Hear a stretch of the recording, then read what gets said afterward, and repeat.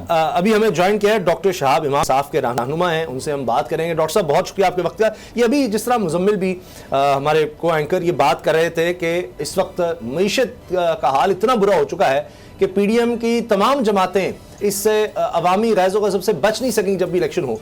तो ये क्या वजह है, इतने बुरे हालात हो गए? आज की हुकूमत जो है वो तो कहती है जी इमरान खान साहब की वजह से हो गए।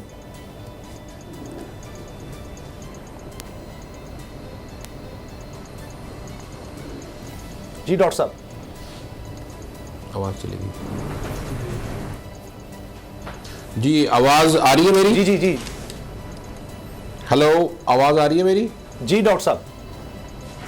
अच्छा, देखें ये तो देखें पीडीएम में जो लोग हैं इस वक्त जो गवर्नमेंट कर रहे हैं, जो पार्ट ऑफ द गवर्नमेंट हैं, वो क्या अभी आए हैं? 11 अप्रैल के बाद से ये लोग हुकूमत में आए हैं। जो बेड़ा गर्क हुआ है 1988 के बाद से, बल्कि ये तो 85 से गवर्नमेंट में आ गए थे, तो इनका जो क्यूमुलेटिव डैमेज है वो ज़ाहिर है अब मैच्योर हुआ है। इमरान खान साहब को का जो 3.5 साल थे उसमें 2 साल कोविड के थे, और कोविड से वो 6% ग्रोथ पे आ गई थी। मैं चूँकि वैसे आजकल तो प्रैक्टिसिंग लॉयर हूँ, मगर हूँ मैं फेडरल बोर्ड ऑफ रेवेन्यू का पुराना ऑफिसर, पाकिस्तान कस्टम्स का मैं ऑफिसर था, तो ज़ाहिर है मुझसे ज़्यादा तो इकोनॉमिक्स को और मईशत को ज़ाहिर है बहुत सारे मुझसे बेहतर लोग होंगे। बहरहाल, तो जो मईशत का जो बेड़ागर किया है वो इनका क्यूमुलेटिव इफ़ेक्ट है कि इन्होंने जो कर्ज़े लिए और बोझ डालते चले गए मुल्क के ऊपर। इसाक डार जब भागे थे पाकिस्तान से तो ये लैंड माइंस बिछा के गए थे, और ये ऑन रिकॉर्ड है कि मिफ्ता इस्माइल ने उस वक्त 2018 में ये बात बोली थी। और बहुत सारी ऐसी कुछ इन्होंने पैसे लिए हुए थे मिनिस्ट्री ऑफ फाइनेंस में, जो कि वो रिपोर्ट नहीं हुए हुए थे। आज भी ये जो रेवेन्यू करना की बात करते हैं तो वो भी एडवांसेस लेके फिगर्स की फजिंग की हुई है। और जो डॉलर, ये इसाक डार साहब का चाहिए था कि ये आ रहे हैं और डॉलर का ये होगा और डॉलर का वो होगा, सारा बेड़ा गर्क कर दिया। एरोगेंस इनकी देखें, गुफ्तगू ऐसे करते हैं जैसे जो है ना वो आईएमएफ हमसे पैसे लेने आई हुई है। गुफ्तगू का अंदाज, जाहिर है ये बहुत अमीर आदमी हो गए, माला माल है, तो इनकी अपने ज़ात के पैसे की तो एरोगेंस है, मगर पाकिस्तान का तो इन्होंने ना कचूमर निकाल दिया। कोई इकनॉमिक पॉलिसी नहीं है इन लोगों की, कोई इंडस्ट्री की ये लोग बात नहीं करते। आपका यूथ बल्ज है 70%, आपकी जो पॉपुलेशन है वो it is below the age of 30। क्या इन्होंने कोई प्रोग्राम दिया? मैं मरियम बीवी से पूछता हूँ, इनके पापा ने कोई इस तरह का कोई प्रोग्राम दिया? ये तो हुकूमत कर रहे हैं ना पिछले 30 सालों से। क्या कोई इस तरह का इन्होंने टेक्नोलॉजी का बनाया हिंदुस्तान की तरह? कोई इस तरह से इन्होंने कोई एक्सपोर्ट करने की बात की? हाँ, वो रोडें बनाई हैं किकबैक्स के लिए, और इस तरह के प्रोजेक्ट्स बनाए जिससे ये पैसे खा जाएं जी। इनका सोर्स ऑफ इनकम क्या है पिछले 30 सालों से? पॉलिटिक्स। जरदारी साहब का सोर्स ऑफ इनकम क्या है? पॉलिटिक्स। ज़मीनें तो है नहीं, ना ये कोई एग्रीकल्चर में है, ना ये इंडस्ट्री में, तो what is the source of income? In politicians की पूछे ना कि 1985 में जब ये लोग आए थे तो ये मोटरसाइकिल पर आए थे, और आज इनके रहने का, सहने का, इनका ढंग देखें रहने का, कि ये तो ऐसे हो गए जैसे अफ्रीकन कंट्रीज़ के शहजादे और बैरन्स जो होते हैं, लॉर्ड बैरन्स की तरह ये ज़िंदगी गुजारते हैं। तो इनको शर्म आनी चाहिए। ये इंतहाई बेशर्मी के साथ आके ये बोलते हैं कि आईएमएफ और पेट्रोल महंगा होगा तो समझो प्राइम मिनिस्टर चोर है। भाई, अब कौन चोर है? अब कौन पैसे बढ़ा रहा है? इंटरनेशनली फ्यूल प्रोडक्ट्स की कीमत कम हो गई है, इन्होंने बढ़ा रखी है, और सरचार्ज डाला हुआ है। आज इन्होंने एक और बम गिरा दिया, 25% से।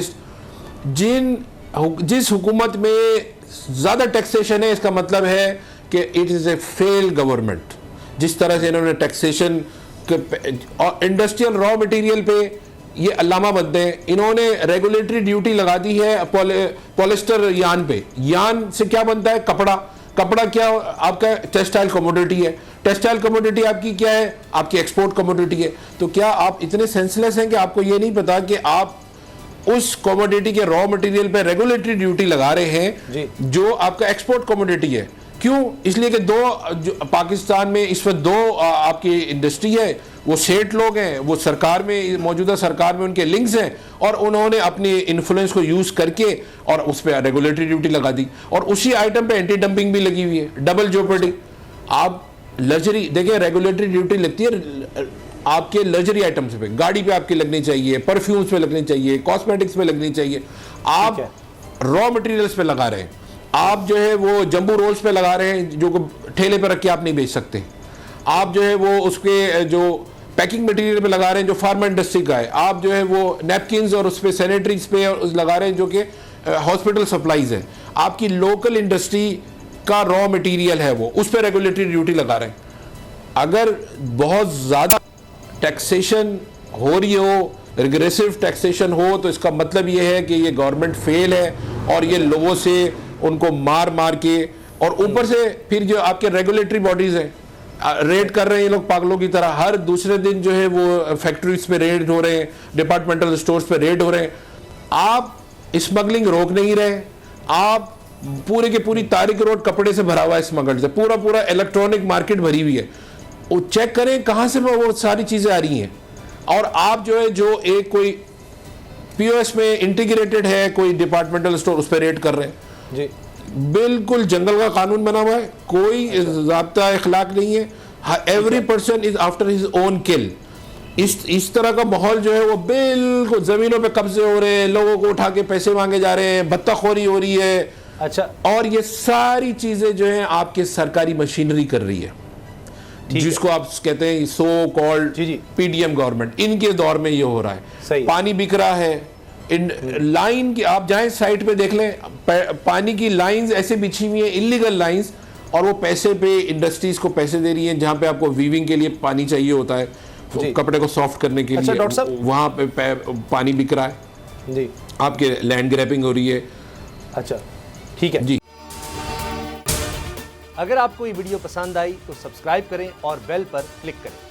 बोल के खिलाफ साजिश हुई, न गवाह मिला न सबूत, लेकिन केस में अब तक बरियत क्यों ना हुई? जब मुद्दई और तफ्तीशी खुद एतराफ कर चुका है कि कभी कोई जुर्म हुआ ही नहीं, तो केस में बरियत क्यों नहीं हुई?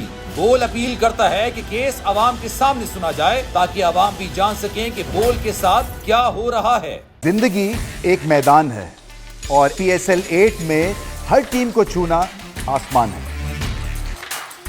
6 टीमों के बीच धुआंधार लड़ाई। ये शोर न लड़ाई का है न डर का, ये शोर है जीत का, ये शोर है जुनून का। खेल का जुनून रोजाना रात 11 बजे सिर्फ बोल न्यूज पर।